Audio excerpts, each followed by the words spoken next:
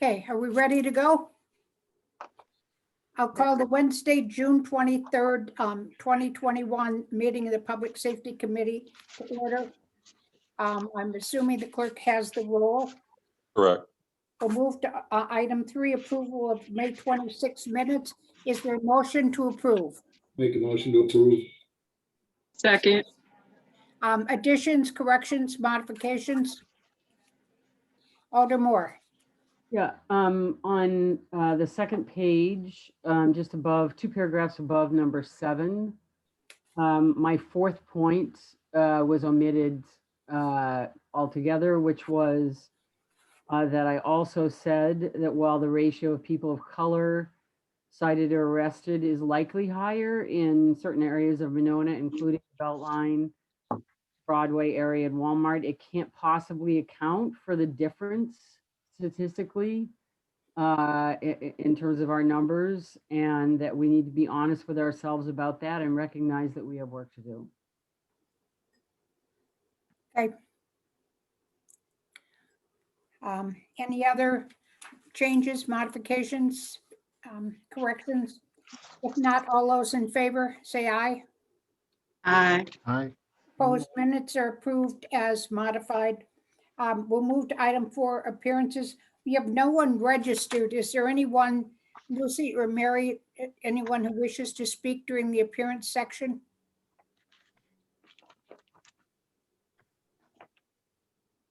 Alder Thomas, I did not get any updates on. Yep, I see that we had no one registered. Okay, so I'll close the appearance section. We'll go to item 5, unfinished business. Discussion of speed safety for cars, bike holders, and pedestrians. This is the placeholder, but Chief, is there anything you'd wish to say in regard to what you're doing about this, or any initiatives, or do you want to save it for a later meeting? Well, I think I'll just thank you, Alder Thomas. I think I will just mention that we have initiated our speed grant work that has been publicized via a press release. The good Lieutenant Kurt Weigel assisted in producing, and so it's out there. I know, I've answered several questions about it. And as I'd like to remind the public, as I have said in both public forum and private, that the focus of the speed grant and all traffic grant initiatives will be on hazardous driving behavior. For the speed grant, as we're obligated to focus on major corridors and thoroughfares, whereas it relates to high density of traffic, but also where there's a high propensity of injury or chance of injury. The speed grant in particular is focusing on those areas to include West Broadway, the Beltline, and Highway 51, as well as Monona Drive. Thank you. We have deployed our speed board signs at the request of residents based on traffic complaints that we've been receiving. And I believe we have a second speed board that is being outfitted for deployment here soon. Good, thank you. Please note that Joe Fontaine has joined the meeting. Okay, we'll move down to item 6, new business. First item, discussion/recommendation on the city's noise ordinance. This came about because Breakwater has music. They have amplified music, and there were some neighborhood complaints, and so it was discussed at the council. As you know, the police department issues the the permits for this, and so there was some discussion about whether our ordinance was appropriate, whether we should make some modifications. And since this falls under the purview of the police department, it falls under the purview of the Public Safety Committee. And Chief Austin Cheney Austin has given us some materials from surrounding communities about what they've done, and I'm going to let him take over and talk about what he thinks we should do, or if he has any recommendations, and we can discuss it. Thank you. First, let me appreciate the fact that it's being reviewed. I think it's from a new person coming into this environment, and when I look at our current ordinance as it stands and the authorization of the police chief to issue the ordinance, I do believe it needs to be updated. I don't think, of course, you folks have been here much longer than I, but by the sounds of it and by my first impressions, I don't think that the ordinance was designed to necessarily address some of the permitting that we've been issuing permits for, such as the frequent outdoor amplification permits to licensed taverns and establishments.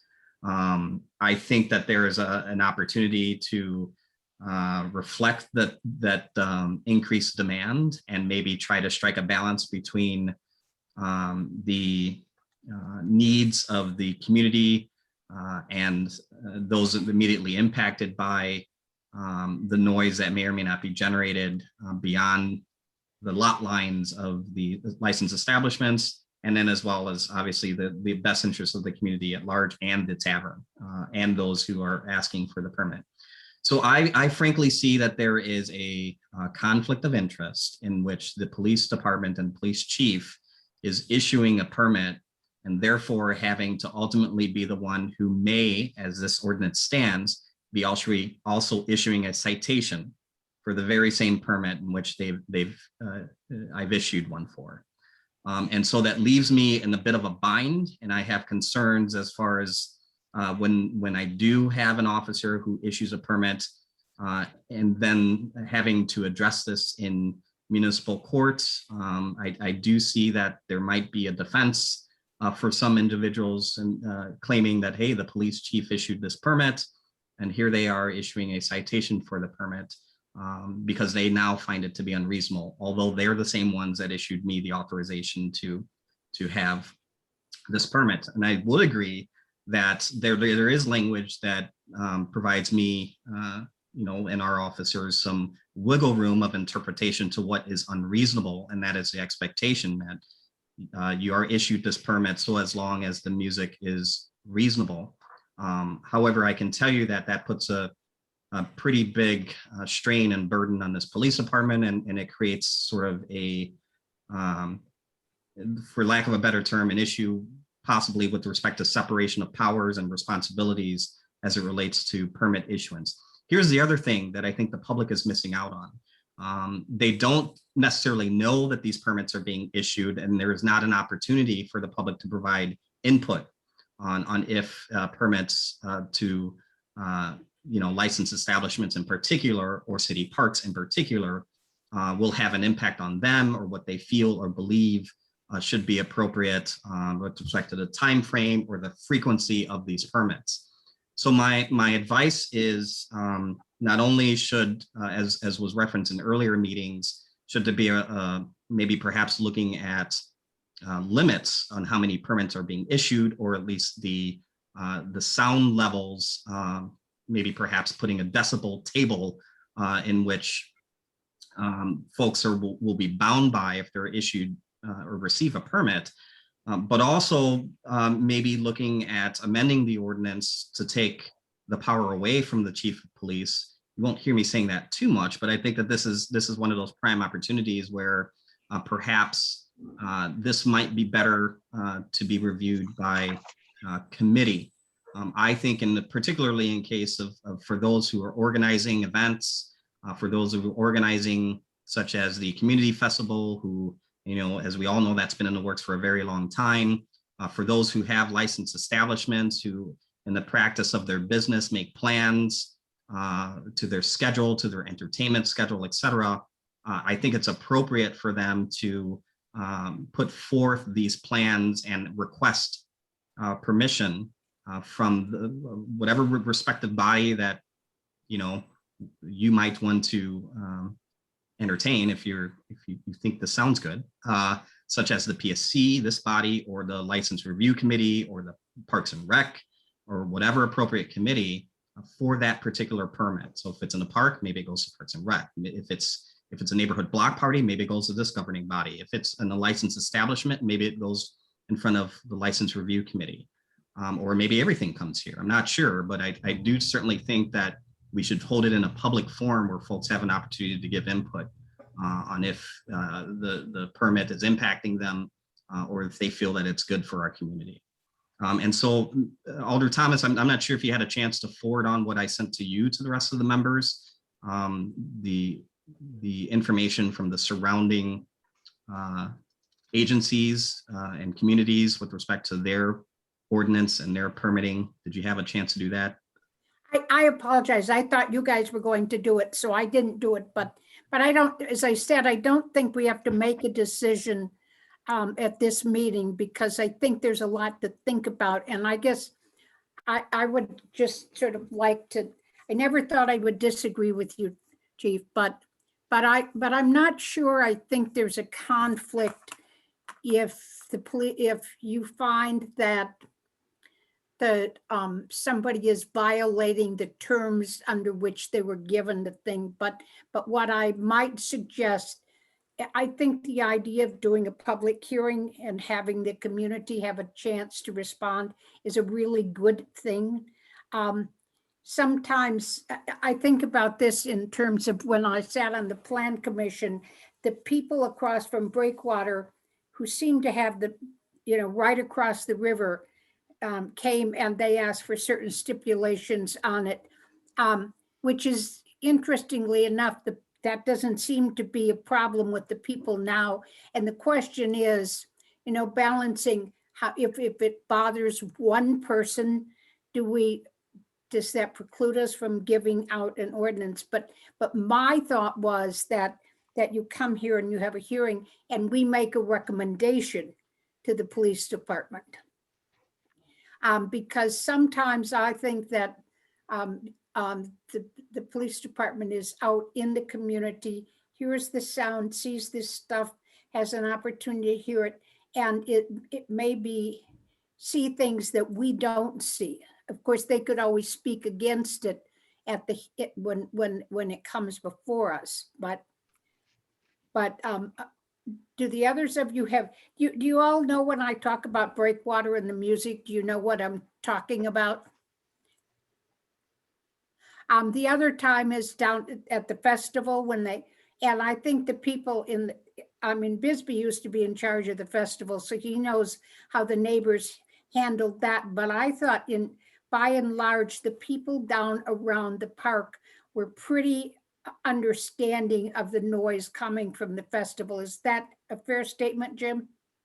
To a certain extent, there would always be one or two that would complain constantly about the sound. For the most part, I think they accepted it. I don't know if they agreed with it.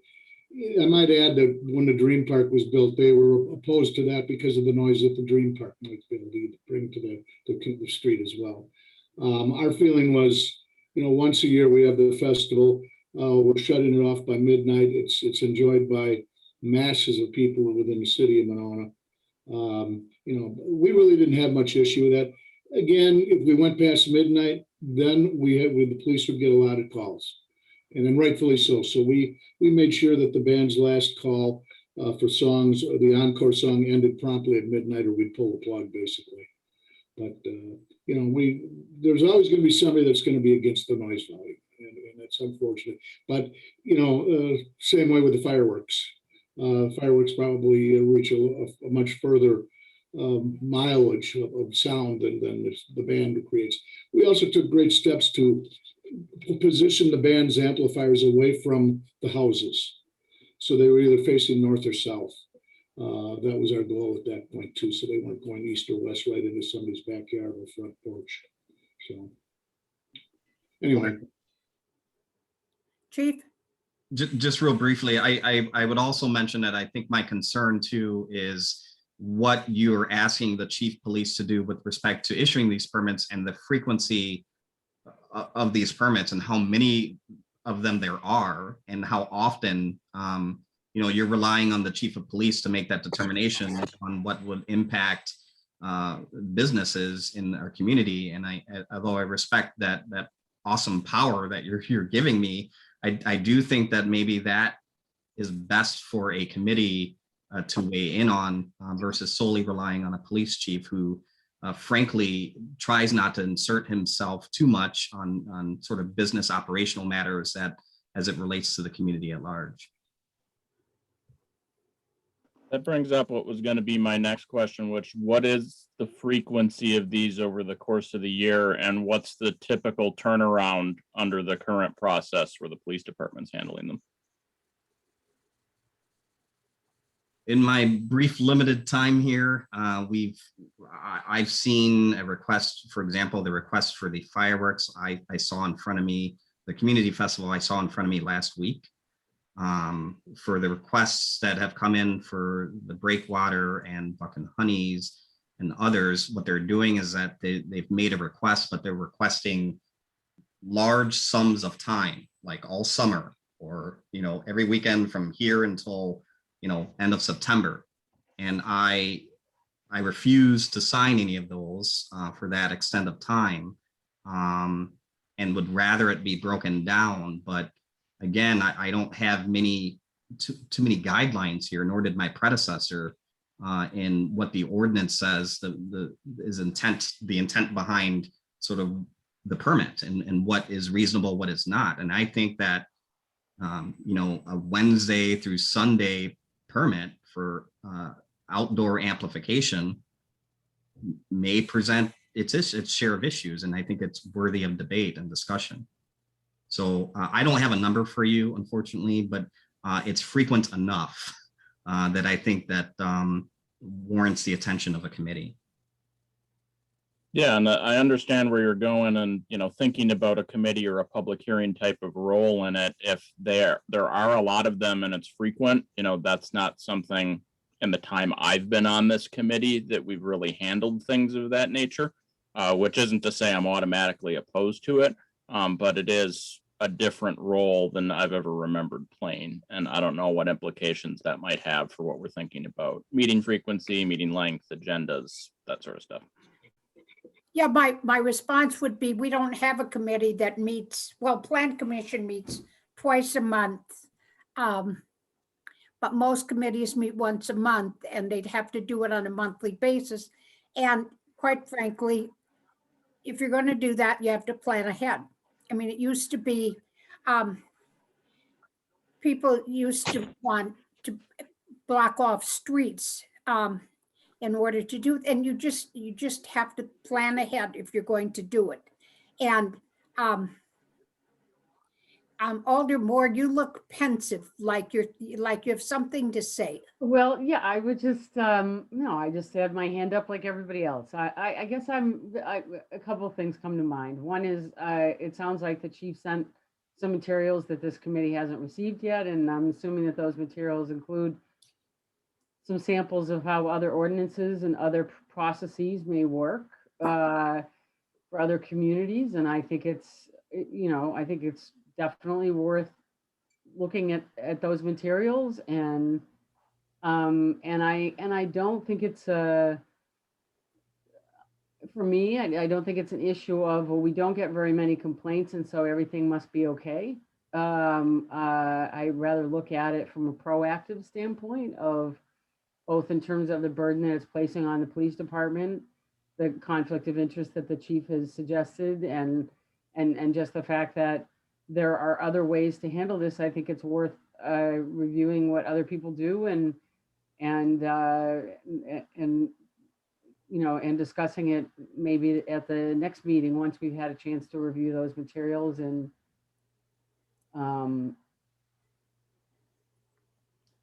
see if there's a better way to address the issue so that we don't get complaints, or that the complaints are less frequent, or for that matter, that we're being sensitive to business interests while at the same time being sensitive to our residents. I mean, obviously, I'm not suggesting that we change the festival or that we deny permits to any business that's operating responsibly, but I do think there has been an increase in music, obviously, with all these establishments. It's no longer just on the weekends, it's during the week too. And a lot of them are right in the midst of a residential area. You know, like the breakwater as an example. So What's the frequency of the requests for these permits? Because I don't have any sense of how often people are requesting these. So far that has come across my desk has all been from, with the exception of the community festivals, all been from licensed establishments who are requesting blocks of times. And in my position as police chief, I'm not willing to sign off a whole summer of permits. So therein lies the conundrum in which I'm creating more frequent requests because I'm refusing to issue authorization for an entire summer. So, Yeah, so they're having to resubmit dates, or I'm having to sort of, you know, shorten down the timeframes in which I'm going to review and accept permits. And I just wanted to say something, Chief. So there's no meeting mechanism to bring up concerns, like are they needing this more because of COVID and everyone going to the outdoor type of seating and entertainment and what's going on? So there's no call and response, there's no way to have a conversation. So if there is an issue, you don't have a mechanism to even talk about it. Is that a problem too? Because you're not really, how can you communicate? I don't know. It just seems a I little don't, Ms. Davis, to answer your question is I could be reaching out to them and having those conversations, but frankly, unless you tell me differently, I don't think it's my job to do that. You don't have time for that. you know, Thank you. I think this is one of those things where there's a fine line, and I don't know what that fine line is. What I can tell you is that the noise from the boats to me is incredible. When my neighbors have a picnic and are playing music out in the backyard, it can be very loud. And sometimes it's amplified, but they don't bother getting an amplification. And so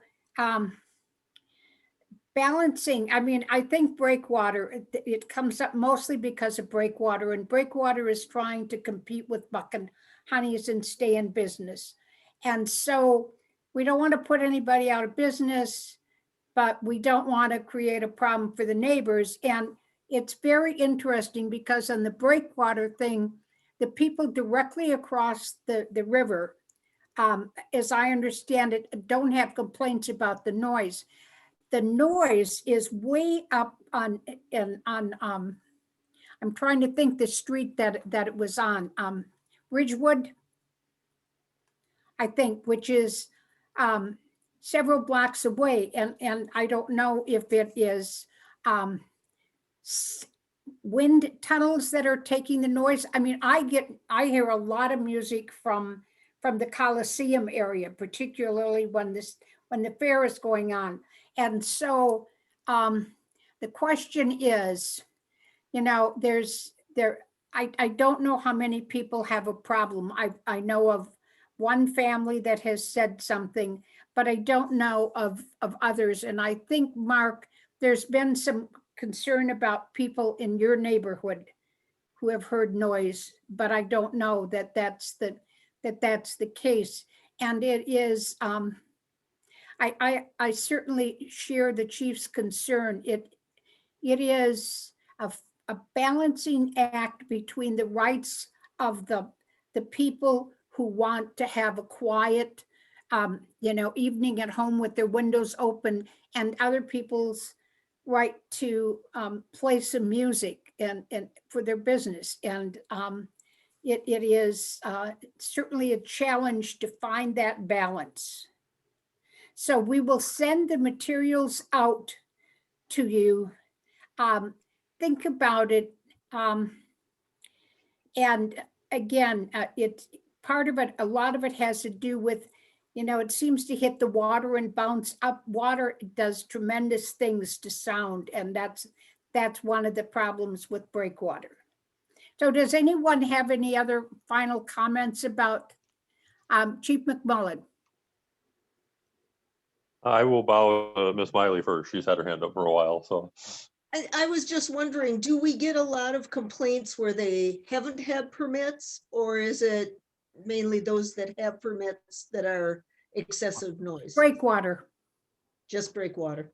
And, Well, and, most, and I would add that I don't know if that is, I think we're really dealing with one household, as was referenced earlier. And we're not getting, I've asked for it at a common council meeting for folks to call us, please let us know, please document your complaint. And I understand why folks may not want to call the police in certain situations, but that is how we best capture that data and that information.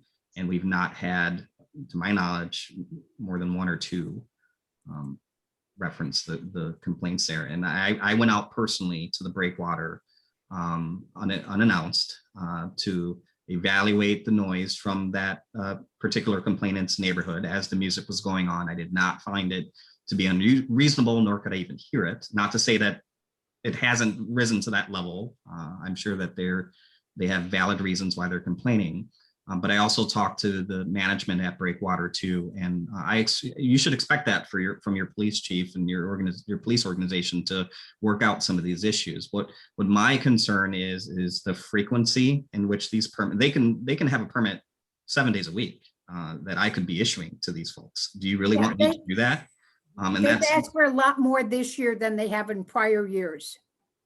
Yeah, and so I guess that's my thing. Some municipalities, limit the number of permits which any private entity can ask for in a given time period, right? That's something that maybe perhaps might be an option. Or some say that you have to, there's a 30-day window in which you have to know about this and you have to apply before this committee, and they have to ultimately issue that permit. And the chief of police reserves the right to, revoke or deny that based on X, Y, and Z circumstance. So, So for more specific guidelines for you to follow in these situations. This is a please help me situation, because I'm from an outsider, now an insider. I'm coming into this and seeing that I'm going to run into some issues defending this in court, I personally believe. But also I'm not Attorney Cole, but I would suspect that he would have concerns that the police chief is publicly stating concerns about this ordinance as it relates to me issuing a permit. Just a comment for Breakwater, the management of Breakwater said that part of the problem had been that everybody had different amplification systems. They spent several $1,000s buying a new system, and they can monitor it off-site on their cell phones. So if the decibel level gets too high, they can turn it down. Because sometimes, the bands, if you can't control the bands and they get carried away, and he was saying that there were snare drums or something. So they have made some efforts to improve the situation and to make it better. Now, I don't know that there's been any complaints subsequent There have not. to that. So they've reached out and tried to make the situation better. Nonetheless, there's really two issues here. There's Breakwater, but there's the issue of what rules do we want to put in place to issue and to maintain these. And if you read the materials you get for the next meeting, we'll see if we get any more complaints and what goes on. Is there anything else, Chief, that you'd like them to think about before the next meeting?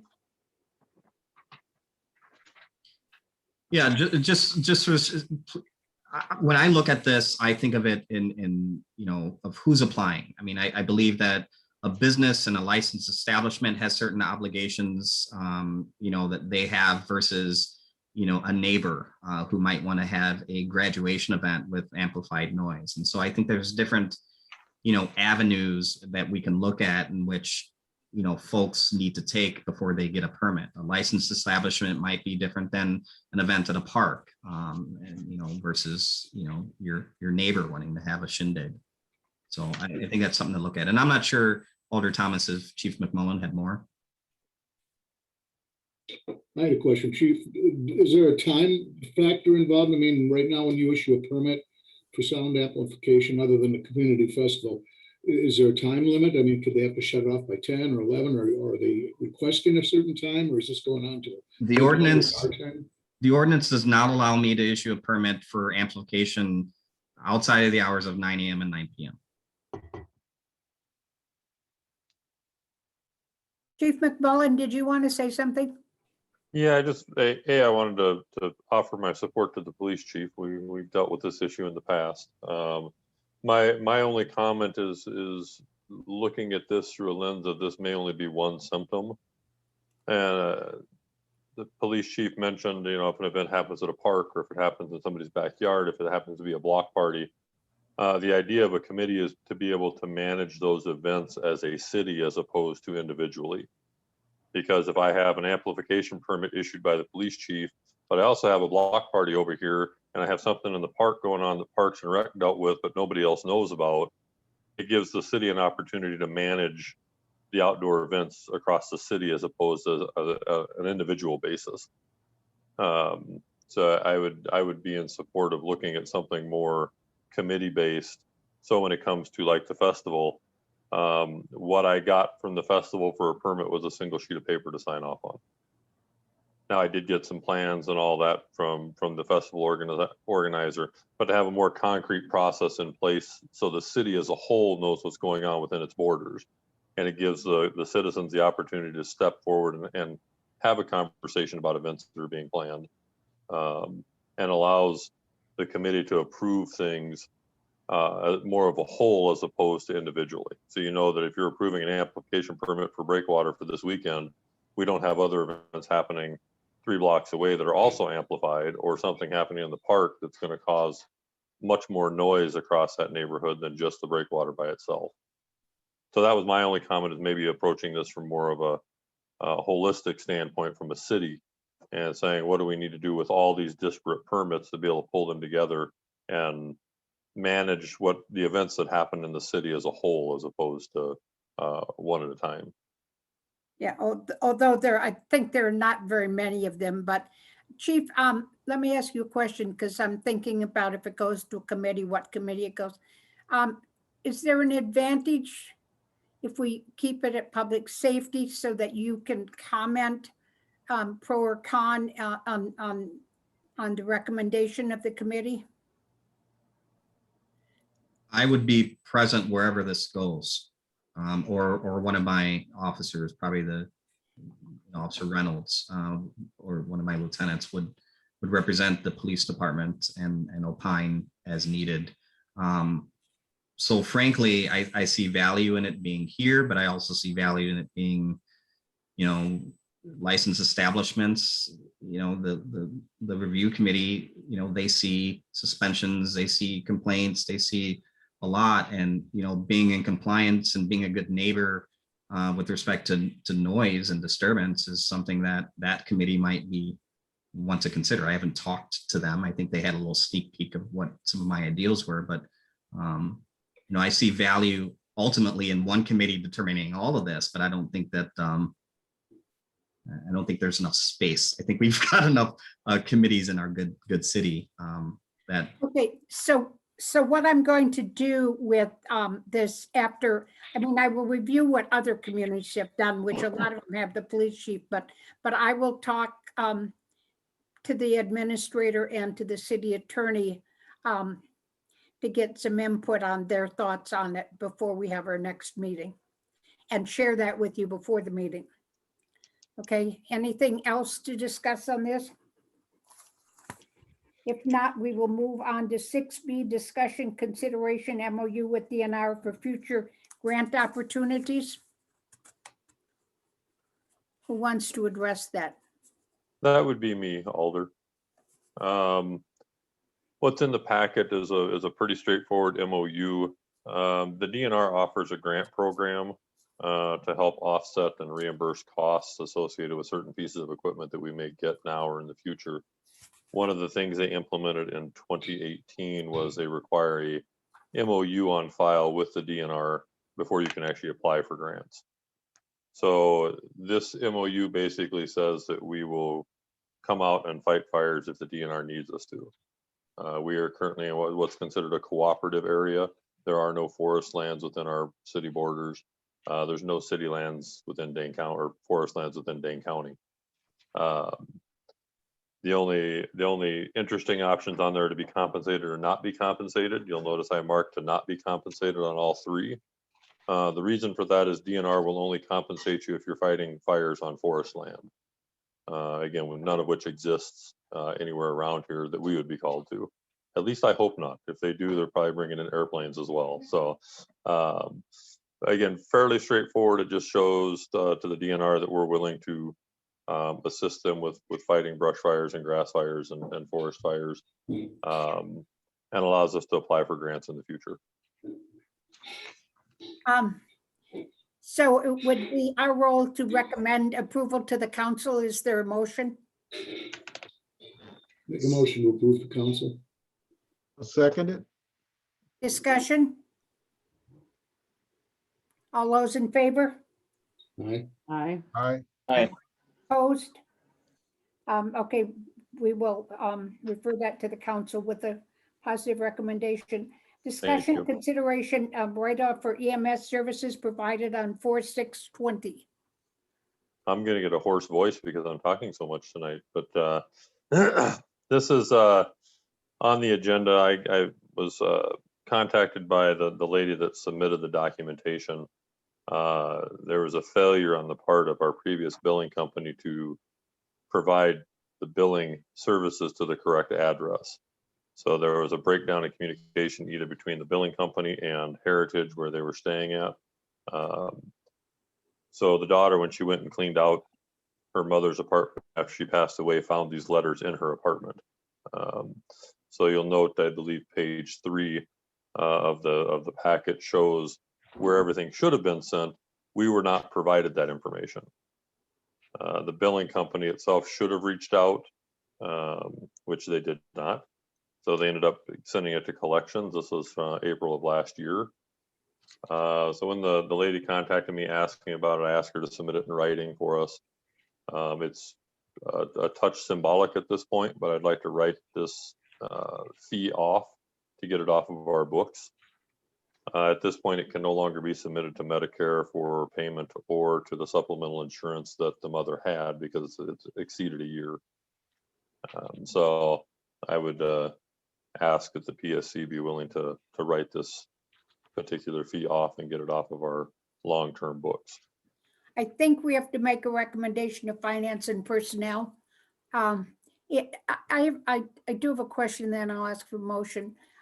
Is Heritage at all responsible for this? I mean, I look at them and I'd say, you know, you Heritage, they got those letters, they got that stuff. They were obviously opened by people. Are they at all liable for this? They were actually not opened. The daughter found them unopened in her mother's kitchen cabinet, one of her drawers. Okay, So the mother was getting the mail and just tucking it wherever and forgetting about it. Responsibility is a strong word.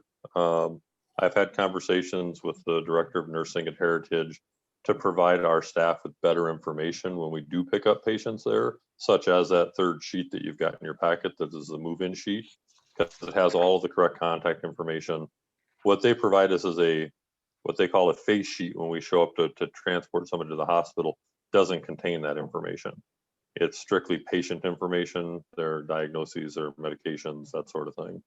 So I've already had conversations with their director of nursing to add that to their face sheet so we have the correct contact information and it can be billed out appropriately. So this doesn't happen again. thank you. Would anyone care to make a motion on this that we recommend to finance and personnel that it be written off? So moved. Second. Discussion? Well, I don't know if you can hear me. Okay, I'm Mark? on. Well, I having a mother that was at Heritage, I don't know if legally responsible Heritage is, but I know they were very difficult to deal with. The turnover is terrible. The people who actually did the work were great. The tough work, the people that work with the patients there were wonderful, but management was horrible. I do think, I mean, they got that letter sent to 111 Owen Road. That's Heritage, and then somehow somebody from Heritage put it in that woman's room. because she doesn't have a mailbox. So Heritage was involved here. Again, legally, are they going to be responsible for any money? No, but I just think it's important to say that I think personally, they acted poorly in this situation and didn't help matters by what they did here. That letter that they should have got, they should have forwarded it to the daughter right away. But somebody from Heritage would have dropped those letters off in that poor woman's room, and then to have her daughter find them later, I think is terrible. So I just wanted to get that in, given my previous contacts with that particular Yeah, business. Yeah, I think the point is that woman's family, she and her family should not be responsible for the cost because they were not in error in my opinion. But so is there further discussion on this item? And who else has this happened to that we don't, know about? That's what bothers me about this whole situation. And I'm glad to hear that the chief has had proactively had conversations with them, but this is terrible. This is Well, shame. Ms. Davis, I agree. It's one of the difficulties that I had first starting here is trying to figure out how many people this applies to, because between the performance of our previous billing company and places like Heritage, where that break happens is difficult to track down.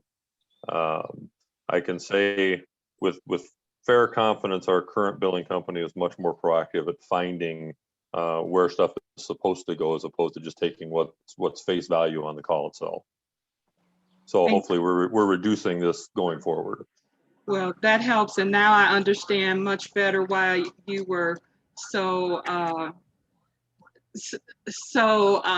you just wanted us to change the billing company for sure. So thinking of the new billing company, how do they handle these types of situations when someone in Heritage is picked? How is this happen? How are they handling it? The way the coders work on and how it's supposed to work with billing companies is the coders read the call when it gets submitted. And if it's somebody that has any type of neurological disorder, such as dementia or Alzheimer's, Parkinson's, anything, traumatic brain injuries, they don't take the address at face value. They reach out and say, okay, this is the address we were given. Is this the correct address to send billing information to? They're very proactive about it. They reach out. I haven't seen any issues come through yet.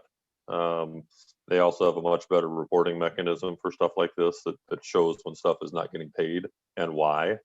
So as we go forward, hopefully the council will be privy to that as well, so they can see what I'm seeing, so they can see that it's actually being done appropriately.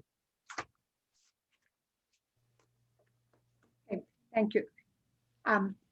Further discussion on this item? All those in favor? Right? Aye. Opposed? Motion carries.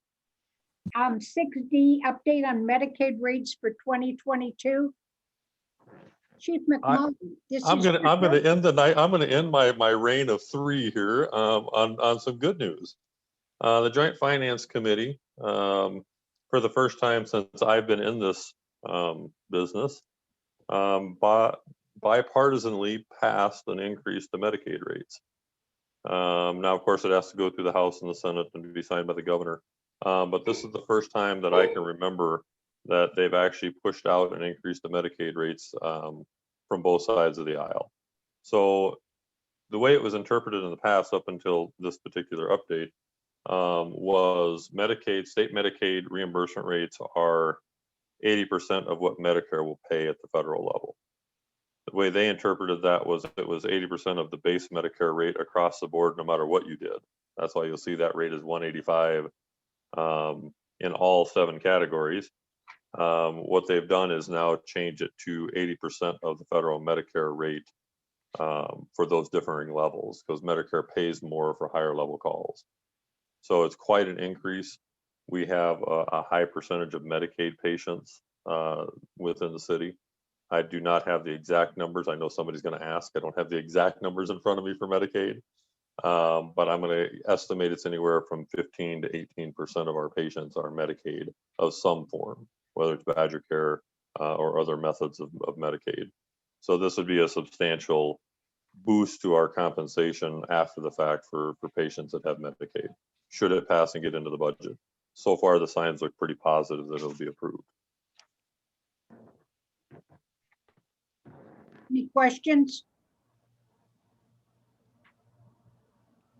If not, we'll move down to item 7, a review of financial reports. Who wants to go first?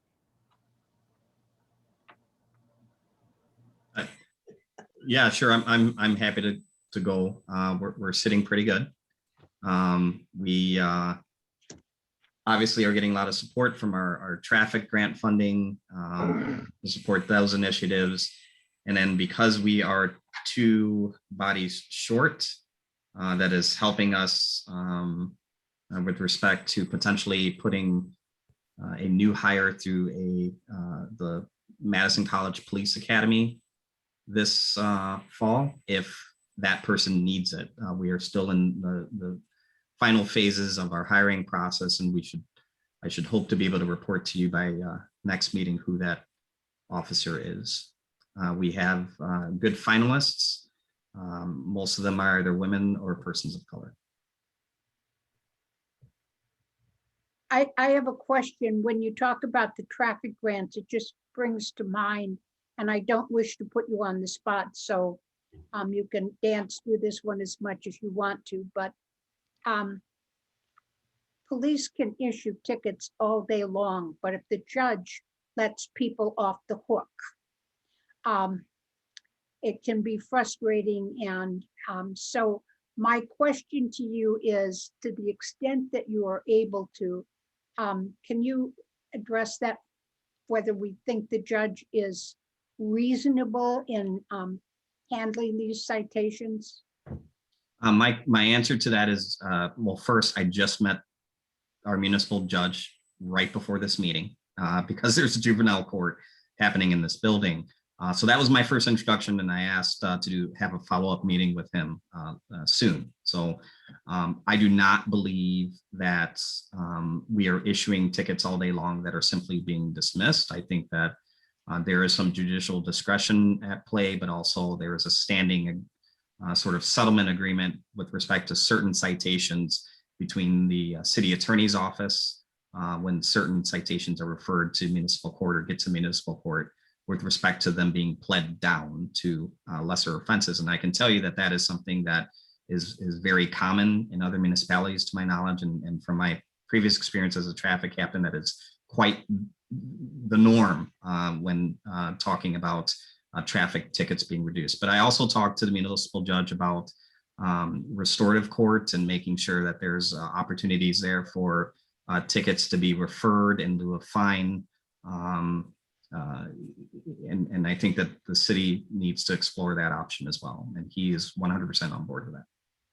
So I will tell the rest of you that before COVID, I had planned to go sit in court once in a while to observe some of this, because it never hurts for a judge to know that people are paying attention to what they're doing. And I would encourage you to think about doing the same thing, about just someday just drop in the court and see how it's functioning, and see if it's reasonable, because we always look to the police department, but in smaller communities, we seldom look to the judicial piece. So having said that, Chief McMullen, do you want to give us a financial report? Yeah, things are looking pretty good. The 2 line items that are always of concern, I believe, to the council are the POP and the POC line items for our paid on call and our paid on premise folks. The paid on call line is going to end up probably being $4,000 or $5,000 over this year, but that's based on call volume and the number of volunteers we have responding. That number in the budget set based on the previous year and what we had for responders. We have more people responding and we have more calls, and that line item is going to go up. The POP line item looks to be over as well, not as much anywhere near last year, probably $14,000, $15,000 by the end of the year. But one of the things I found in the budgeting process was the volunteers that we have cover OIC time was never accounted for in the budget. So if I have a volunteer officer take the car home on a Saturday in 24 hours of time, I either pay him 24 hours of time and still staff the truck with 36 hours of POP time, or I pay him 24 and I get 12 hours of POP time on the truck for that day. So that number was never accounted for. That will be addressed in next year's budget as well. We're aware of the overages. The budget's, I think, currently 4 to 4.5% under budget across the board on both sides to be able to compensate for that overage. The income from EMS revenue, we're about 3 months into where we started with the new company to where it's starting to get hit. Last month's numbers, we were actually above where we needed to be, which is good for the first time in, I think, probably 13 months or 14 months. We're actually over where we needed to be for revenue. I look to see actually a much stronger month this month. So overall, we're not looking too bad. So, and my sense is that, we always are anxious to have more volunteers, and so now we've gotten more, and which you'll tell us about later, but that will add to some of our costs if we have them doing that, but that's a good thing. Does anybody have any questions about the financial reports? If not, we'll just go to the general reports from the fire department. Chief McMullen, you're first. Excellent. Well, I haven't started off with the hello happy people yet, so I'll start off with that as my general report. So always good to see you all. Service-wise, we've had a couple of significant calls in the last week. Some of you may be aware we had a near drowning off a Lotus Park. I just received a phone call from that gentleman this afternoon. He's at home and recovering very well, thanks to some help from some bystanders. And speaking with him today, he is well on board with having an event down at either the city hall or the fire station, and I'm in contact with the bystanders as well. So we're going to try and get something set up between ourselves and PD to recognize these bystanders for jumping in and helping. How did he get in the water? Was he swimming or was he in a boat? Or he was transferring from his family's pontoon boat back to the dock, and his brother was helping him, and the transfer plate that they used shifted, and over he went, and he was strapped to his motorized wheelchair. So straight down in about 5.5 feet of water. Was underwater about 2.5 minutes, maybe closer to 3 minutes, but was released from the hospital on Sunday and is back home. great. Other than that, I do have 4 new volunteers that have all passed their background checks and the reference checks. They're getting scheduled for their physicals next week. We plan to have them on board in time for festival setup. They can come help on the 30th to set things up. Call volume is up. I know at the PFC there was some concern about discrete calls or type of calls that we're responding to at the last PFC meeting that I attended. We're going to switch the way we report calls starting next year. I won't do it in the middle of the year, but starting at the beginning of the year, there'll be a better type of reporting so you can distinguish that they're discrete calls as opposed to not discrete calls by definition. But as of last month, we had 197 calls. This month, as of today, EMS alone, we're at 90 calls. Yesterday, we had 10 calls for service by itself. Really, really busy on the department. Our member that has been on deployments coming back early, he should be back running calls August 10th when he's on the schedule. I think that's about it. Thank you. Chief Cheney Austin. Thank you. Your officers and staff are working hard every day around here, and I am witness to that. Still trying to be present on the streets and, of course, in the office. And I know they work hard for all of you and the rest of our community. A couple of things on the priority list I'll update you on. First, as it relates to providing good, high-quality training for our staff. I did have a chance to sit down virtually and meet with Karen and Harry from the Nehemiah Center in discussing implicit bias training or training in general as it relates to how we can better improve our police department.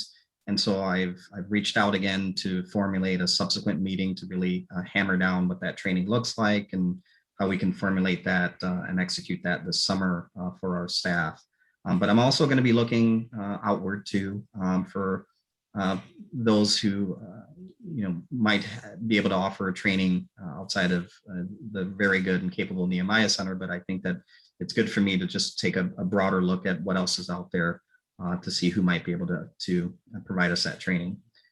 I already mentioned the work we're doing on hazardous driving behavior. That's been a focus of mine, is to really to hammer down on our pinpoint focus on driving behavior and not necessarily equipment violations, although be it important, some equipment violations are hazardous driving, such as no lights, etc.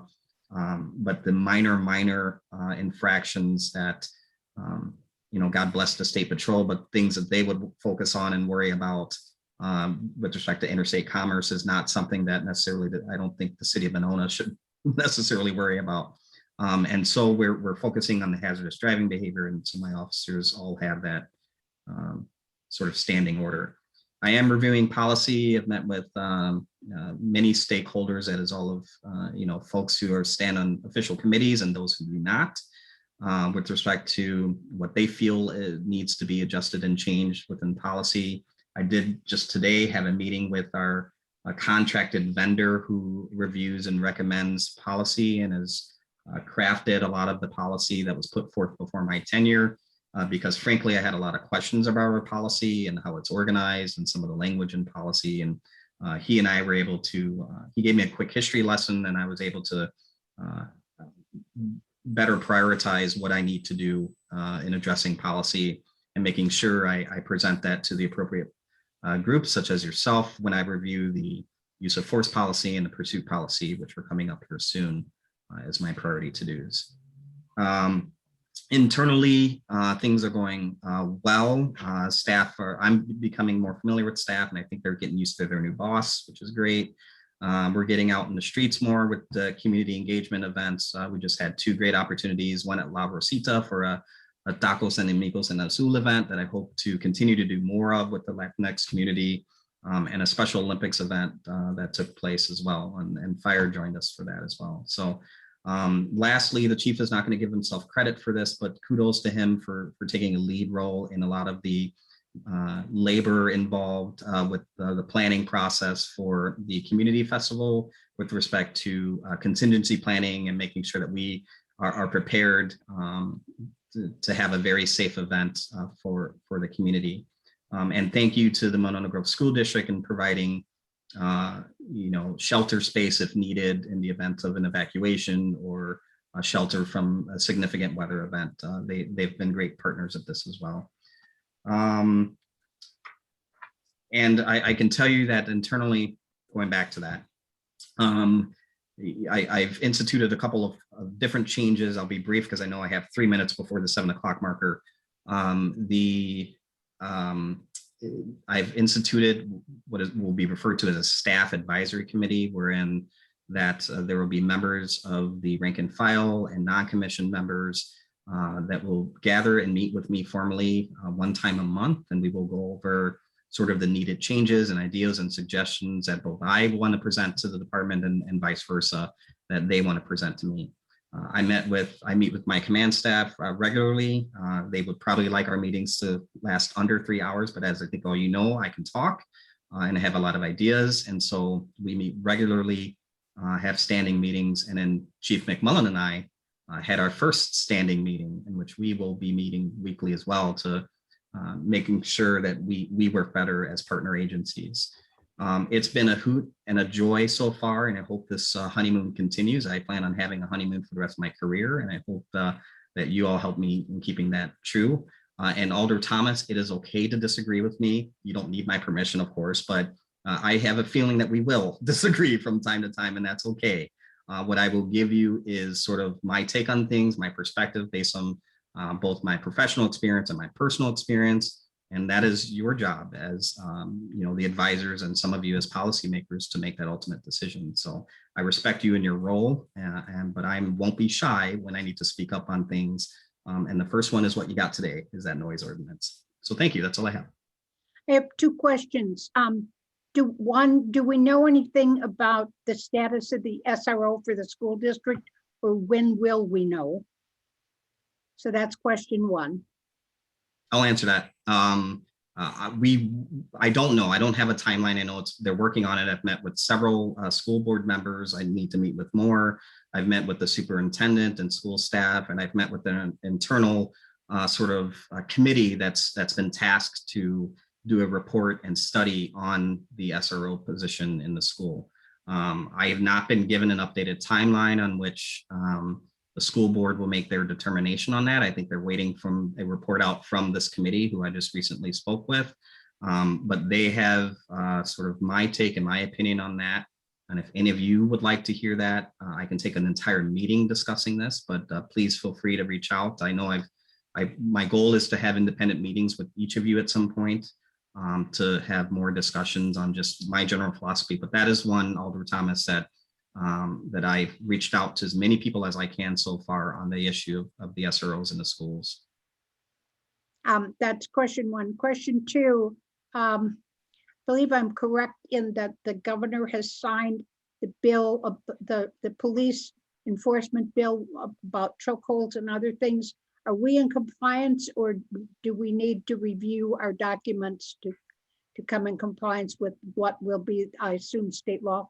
Yeah, so thank you for clarifying that. We have to look at our policies to make sure that we are 100% in compliance. I believe we are there. DOJ, the Department of Justice, just sent out more information about that, as this is literally hot off the presses, and there is a requirement for the chief of police to review that in each agency, and so that's now bumped up as a higher priority on my list of priorities. Thank you. Any questions for either of the chiefs? We do not have, and I take responsibility for this, we do not have a report from the building and code inspection. And we're really responsible for addressing that. And in the past, we have gotten reports, we are not getting them. And there are some that are what some would consider unsightly premises, some that have gone to court. And I will see about getting a report so we can follow up on some of that, because in a couple of instances, I think they're an embarrassment to this city, and nobody should have to live next door to some of those households. And that last is Police and Fire Commission. Joe, do you have anything to report? Yeah, as Chief Cheney Austin alluded to, we will be meeting in early July for police candidates. So hopefully get that moving along pretty quickly. The other thing I'll note, since we did have our organizational meetings and elections a couple weeks ago, Steve Brzezinski, who was president of the commission for quite a long time, has stepped down not only as president, but he's no longer a member of the commission. Tom Stolper is your own new president. Jill Miller has been appointed as a member in place of Steve, and I will continue to be the liaison who serves on both that commission and this committee. I'm happy to hear that. Does anybody have any members of the committee have any questions, comments, thoughts, future agenda items? Alder Moore? Yeah, I just want to say thank you to both chiefs. Because it's, for me, sitting here, it's just really refreshing. I mean, obviously both of you are on your toes and anxious to put your stamp and on your departments and to make things better. And I'm just very appreciative of that. So I just want to say thank you. Thank you. Anybody else? I will tell you that the smile competition between the two chiefs we will, rather than have an individual meeting, we will probably take a vote at year's end to see who smiles the most and the longest and the happiest. but it is, as a council member, it is, first of all, to have your talent and expertise and see how you're handling things is so refreshing and wonderful to me. And to see that you are so happy working here is a joy, because you bring joy to the rest of us. And that's enough of Pollyanna. Oh, I As you can tell, this is one of my favorite city committees. It always has been. I love our police and fire departments, and so anybody have anything else to add? Nancy? Sorry, I just did have one other question. I know there are some other committees, or all of the other committees, 3 other committees that I either chair or am on, that are discussing going back in person. And I didn't know if that was something that we wanted to raise with this group tonight, Alder Thomas. Thank you for that good thought. So how do you all feel about going back in person and meeting in person? I mean, I know this is convenient, but there's a benefit to being in the same room with everyone. And how do you feel about it? Not from it's easier to sit in our living room, but I'm comfortable because of COVID of meeting together. Thoughts? How about, who's in favor of going live? I mean, meeting in a room in person. If I don't have a I can problem just with jump it. in, Alder, I think as of it, just to as part of this discussion, my understanding is that it's at this point, there's not a perfect hybrid out there, which is to say that, while that's something that certainly we would like to be able to think about moving forward in terms of us, some of us may be staying home and some of us not. My understanding from talking to the city administrator is that we haven't quite figured that out. We do have a Star Dock in the municipal room that we can use, and I think there's also one in the conference room at City Hall, so that if somebody had to call in. But in terms of actually doing a hybrid using something like Zoom or virtual technology rather than a good old-fashioned phone, that's a little challenging. So I wasn't suggesting a hybrid. I know, I was just wanted to posit that because I assume that some people might want to consider that. So. Well, I think that it's either Zoom or in person, or if you want to call in to a meeting, although I think that's difficult to do. So I guess the first thing I'd like to get a sense of is how many of you feel comfortable. I mean, if you meet down in the community room, which is available, we can distance 6 feet apart or whatever we need to do. Do we have to wear a mask? I'm sorry. Do we have to wear a mask? I don't believe so. They're not. Chiefs, what? Where does this typically meet in the library? Does they have Well, different masking rules? The library requires masks. City Hall does not. Correct. I think if people would be comfortable without masks or with masks, they can make that decision. But you can't do that in the library. We'd have to meet No. in City Hall in the conference room. So show of hands, I guess, how many of you would be uncomfortable meeting in person?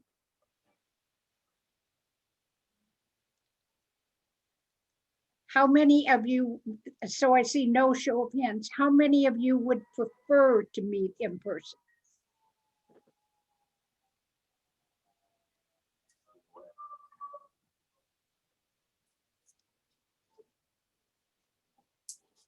So Angela and Jim, did I see that you did not? Doesn't matter to me. I'll Okay, go with the flow. Doesn't matter. I'm going, I concur. I'm a processor too. So I'm processing everything. This went kind of quick, so I have to process. It'll be fine. Okay, Joe, I think if an individual wants to wear a mask, I'll be that they individual. can. Yes, that's fine. Is there some reason, and I don't mean to get personal, but is there anyone on this committee that has a health situation where it would be better if we would all wear masks if we meet in person? Like transplant patients, that kind of thing. We don't want to expose anyone who is at risk. So just curious. okay, so where I am at is, when do we get the budgets from you guys? Do we get them in July or August? Do we get capital first? Okay, so, My capital's not due until Jerry, I think Mark wants it, August 6th. yeah, August. okay. So this is where, I mean, I think it's sort of easier when you have an in-person meeting when we're doing budgets. So my plan would be that we continue and do a Zoom meeting in July and consider very strongly doing an in-person meeting in August when we start with the budgets. Does that work for people? Yes. Yes. Okay, so that's what we'll plan on. Okay, anybody else have anything else to talk about? Kathy, Larry? I know we got two new chiefs here who have full plates, but I was looking through some old records and we updated the city's disaster plan about 7 years ago. I don't know that's going to need major changes into it, but we got new people in new positions, and I don't think it needs to be right now. But just to look at some of those things and get I's dotted and T's crossed. I thought I heard the city administrator talk about this at council. Was I wrong in that? I don't recall it. I don't know if either chief recalls it. I don't recall it. There was a mention of it, but not necessarily about updating it. I would agree, Larry, if it's been 7 years, maybe we can make that more of a priority towards the end of the year and beginning of next year. Yeah. Because you guys got budgets to do. I know after the flood in 2018, I met with city staff and the administrator and the city attorney, and we reviewed a number of things about the response. And I pointed out the need to have a system to know who's going in there to work and who is not, and have some kind of way to secure an area, because there are liability considerations for the city. I don't know how many of you are aware of this, but before Larry retired, he was, am I right, a regional director for emergency government for the state of Wisconsin? Well, I And- did that for 15 years, but when I retired, I was deputy administrator and a bureau director. So the question would be, Larry, if they need someone to take the lead on working on this, are you willing to do that again? I Now that think you I- opened your mouth. I think I can remember enough of that stuff. Larry, you've probably forgotten more than I know about it, so can still I'll spell incident gladly accept command. your help. One of the things to address your concern, Larry, I know that's already on my radar, is I've started with YCAMs already. You For started ID with what? cards with YCAMs Okay, through the state and through Dane County to provide ID cards that are actually trackable and scannable, specifically for instances like that. We have a profile set up. I will be wrapping PD into that as well. So, and we can expand it to city staff as well. It's provided free from the county. So So Good we'll growth. talk, who wants to talk to the administrator? You guys want to talk, do you chiefs want to talk about it in a staff meeting? You want me to bring it up with them? I'm happy to bring it up in a staff meeting. I mentioned that we're starting to work on updating that. And again, I would say a decent timeline, probably towards the end of the year, beginning of next year. So. Okay. Any questions about that? Any other comments? If not, the next meeting will be on July 28th. I hope you all have a happy 4th. I hope you go visit the festival. And I think they're still looking for volunteers if you are interested in selling tickets or handing out drinks. And with that, a motion to adjourn would be in order. Make a motion to adjourn. All those in favor? I- All right. Opposed? We are adjourned. Thank you.